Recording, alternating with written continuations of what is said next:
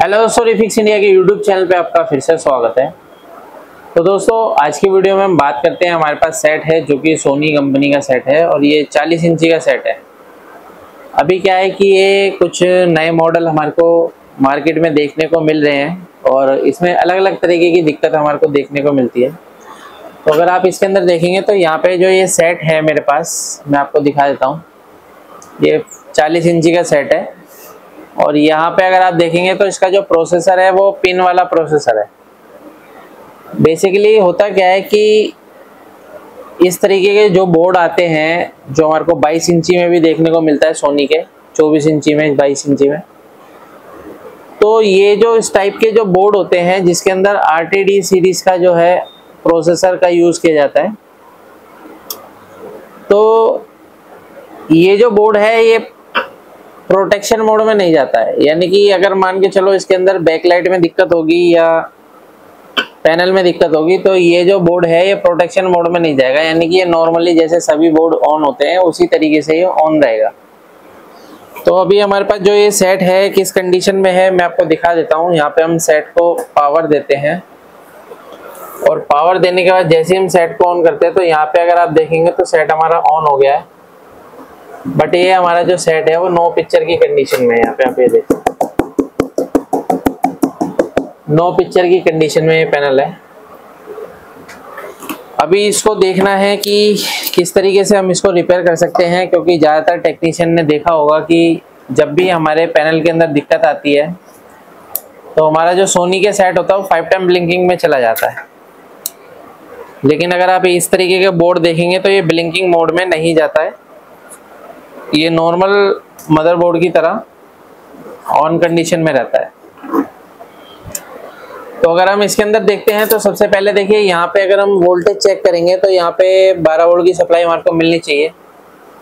तो ये 12 वोल्ट की सप्लाई हमारे को बिल्कुल परफेक्ट तरीके से जो है यहाँ पे मिल रही है। 12 वोल्ट ओके है हमारा यहाँ पे। अब ये जो 12 वोल्ट है ये आता है हमारे पैनल के फ्यूज पे। तो यहाँ पे देखेंगे तो फ्यूज यहाँ पे पैनल पे वोल्टेज हमारा आ रहा है, फ्यूज भी हमारा ओके है, 12 वोल्ट की सप्लाई आउटपुट हो रही है।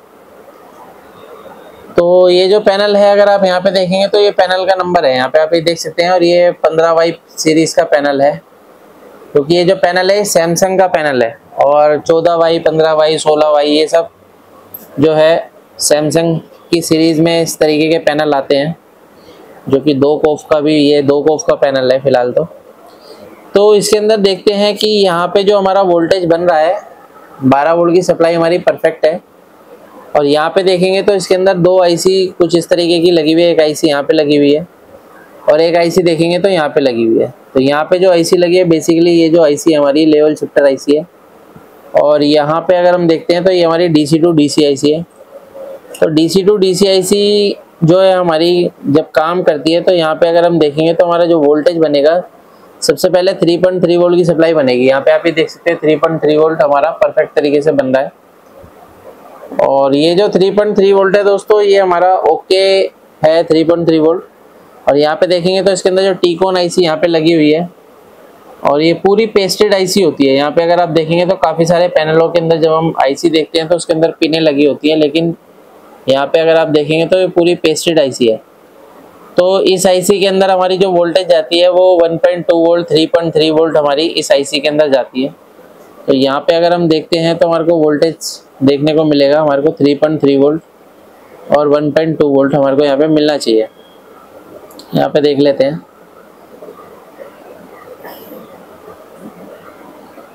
तो यहाँ पे देखेंगे तो हमारा 3.3 वोल्ट की सप्लाई हमारे को यहाँ पे देखने के लिए मिल रही है, ये देख सकते हैं। यहाँ पे देखते हैं ये आ रही 3.3 वोल्ट। ये 3.3 वोल्ट की सप्लाई ओके है।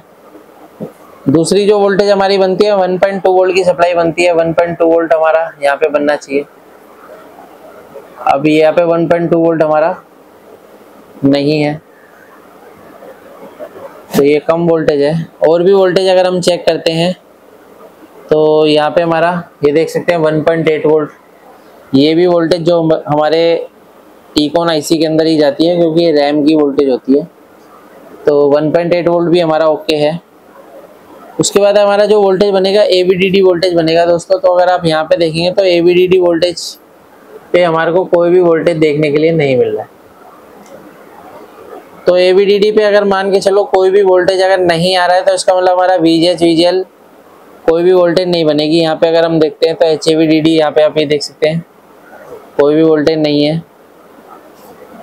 तो फिलहाल अभी हमारे पैनल के अंदर जो प्रॉब्लम है वो है 1.2 वोल्ट हमारा यहाँ पे मिसिंग है, यानी कि यहाँ पे हमारा 1.2 वोल्ट की सप्लाई मिलनी चाहिए, जो कि हमारे को यहाँ पे नहीं मिल रही है। और जब तक हमारे जो माइक्रो प्रोसेसर यानी कि जो इसका टीकॉन IC है, इस टीकॉन IC की वोल्टेज रिक्वायरमेंट कंप्लीट नहीं होगी तब तक ये हमारा enable voltage DC to DC IC को नहीं देगा और हमारी DC टू DC IC जो है पल्स जनरेट नहीं करेगी। तो अभी क्या है कि हमारे को फ़िलहाल इस कंडीशन में देखना है दोस्तों कि ये 1.2 वोल्ट की सप्लाई हमारे को किस तरीके से बनानी है। यहाँ पे देखते हैं तो रोम IC की पिन नंबर 8 पे भी हमारा 3.3 वोल्ट हमारा परफेक्ट है, ओके है। तो अभी क्या है कि यहाँ पे हमारे को इसको चेक करना है, इसको रिपेयर करने के लिए। तो हमारे को देखिए अगर हमारे को 1.2 वोल्ट अगर यहाँ पे हम ट्राई करते हैं देखे और क्या कंडीशन बनती है तो वो चीज़ हमारे को कंफर्म होगी। कई बार ये IC भी हमारी ख़राब हो जाती है, लेकिन ये पेस्टेड IC है दोस्तों, अगर हम इसको चेंज तो नहीं कर सकते हैं क्योंकि ये पेस्ट इसके अंदर है, तो इसके लिए PCB चेंज करनी पड़ेगी। लेकिन फ़िलहाल हम यहाँ पे क्या है एक बार वोल्टेज ट्राई करते हैं अलग से देकर। तो अगर आप यहाँ पे देखेंगे तो एक मेरे पास एक रेगुलेटर है, ये मार्केट में इजीली अवेलेबल है। तो इसके द्वारा हम यहाँ पे वोल्टेज देकर ट्राई करते हैं और क्या कंडीशन बनती है वो मैं आपको दिखाता हूँ। कई बार ऐसा भी होता है कि वोल्टेज हमारी देने के बाद वोल्टेज ड्रॉप हो जाती है। तो यहाँ पे क्या है हम इसको इनपुट वोल्टेज दे लेते हैं प्लस और माइनस। लेकिन इसके अंदर क्या है कि देखिए दोस्तों हमारे को अगर पैनल को प्रॉपर तरीके से काम करना है, रिपेयर करना है, तो इसकी आपको प्रॉपर नॉलेज होनी चाहिए। तो यहाँ पे मैं इसको वोल्टेज देता हूँ, ये हमारा पॉजिटिव रहेगा।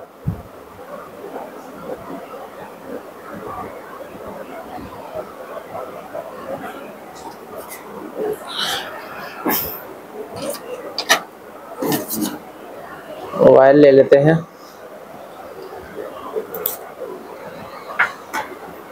तो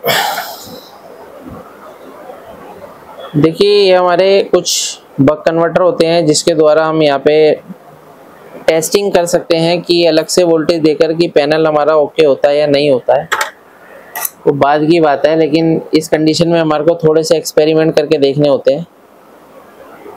तो यहाँ पे मैं इसको एक वायर और जोड़ दिया है और एक वायर और जोड़ देते हैं हम, जो हमारा आउटपुट वोल्टेज निकलेगा 1.2 वोल्ट।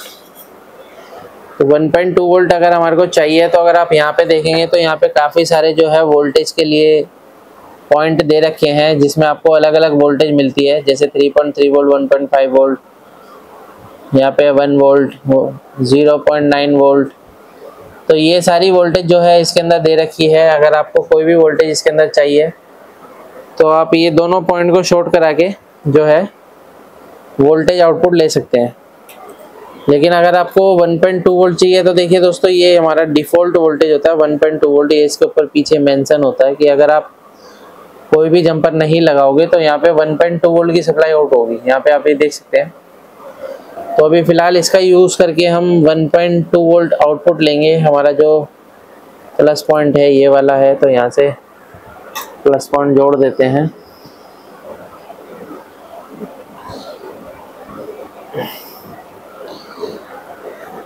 ये हमने इसको जोड़ दिया है। तो अभी इसको सप्लाई देने के लिए सबसे पहले सेट को हम ऑफ करते हैं और यहाँ पे प्लस वोल्टेज जो हमारे को चाहिए, थोड़ा सा यहाँ पे हमारे को ध्यान देने की ज़रूरत होती है, क्योंकि अगर आप इस पर गलत या उल्टे कनेक्शन कर देंगे तो मॉड्यूल हमारा ख़राब हो सकता है। तो मॉड्यूल ख़राब ना हो तो थोड़ा ध्यान से हमारे को यहाँ पे काम करना होता है। तो यहाँ पे क्या है मैं इसको जोड़ देता हूँ। ये हमारी पॉजिटिव सप्लाई है और नेगेटिव ले लेते हैं हम यहाँ से। तो नेगेटिव मैं यहाँ से ले लेता हूँ।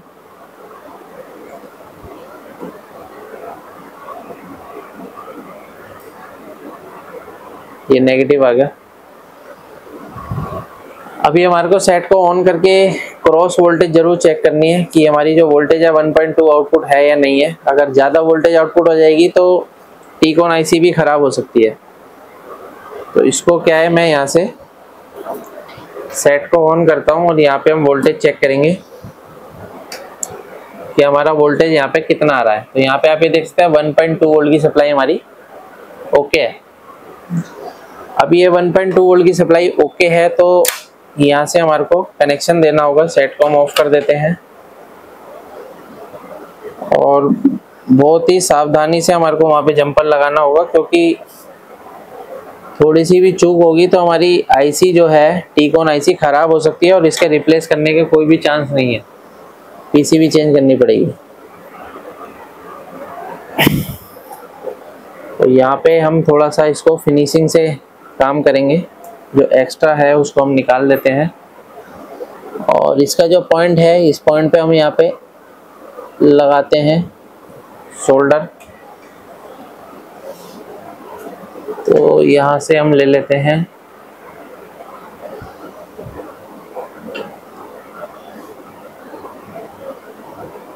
तो यहाँ पे आप ये देख सकते हैं मैंने यहाँ पे जो है जंपर लगाया है। क्योंकि होता क्या है कि ये हमारा 1.2 वोल्ट की सप्लाई जो रहती है ये कोर वोल्टेज रहती है, जो कि हमारे प्रोसेसर की कोर वोल्टेज यानी कि टीकॉन आईसी की कोर वोल्टेज रहती है। तो यहाँ पे हम थोड़ा सा, ये नेगेटिव है, इसको हम लगा लेते हैं। और यहाँ पे थोड़ा सा हमारे को ये ध्यान में देना होगा कि ये कुछ शॉर्ट ना हो, तो इसके लिए मैं इसके नीचे कुछ लगा देता हूँ ताकि हमारा शॉर्ट ना हो। अभी सेट पे हम पावर देते हैं और पावर देने के बाद मैं यहाँ पे वोल्टेज चेक करता हूँ कि हमारी जो AVDD वोल्टेज थी वो बनती है या नहीं बनती है। तो AVDD का पॉइंट यहाँ पे, तो यहाँ पे आप ये देख सकते हैं कितना वोल्टेज आ गया, 17 वोल्ट आ गया। अभी ये कंडीशन क्या थी कि हमारी जो टीकॉन आईसी है उसकी अगर वोल्टेज रिक्वायरमेंट पूरी नहीं होगी तो हमारा DC टू DC सर्किट काम नहीं करेगा। तो ये वोल्टेज हमारा ओके है। उसके बाद अगर हम वोल्टेज चेक करते हैं और भी, जैसे VGH और VGL भी चेक कर लेते हैं, तो यहाँ पे हमारी लेवल शिफ्टर लगी हुई है। तो लेवल शिफ्टर पे अगर आप देखेंगे तो ये 12 वोल्ट है, यहाँ पे देखेंगे -11 वोल्ट आ रही है। और यहाँ पे अगर हम देखते हैं तो हमारे को 27 वोल्ट मिल रही है, यानी VGH वोल्टेज। तो ऑलमोस्ट सारी वोल्टेज ओके है हमारी। तो अभी देखते हैं पैनल की क्या कंडीशन है। ये देख सकते हैं पैनल हमारा फर्स्ट क्लास चल रहा है। तो अभी ये जो पैनल है बिल्कुल ओके तरीके से हमारा बिल्कुल फर्स्ट क्लास तरीके से ऑन हो चुका है। इस तरीके से हम किसी भी सेट को आसान तरीके से रिपेयर कर सकते हैं। वीडियो अगर आपको पसंद है तो वीडियो को लाइक करें, शेयर करें, कमेंट करें। Thank you friends.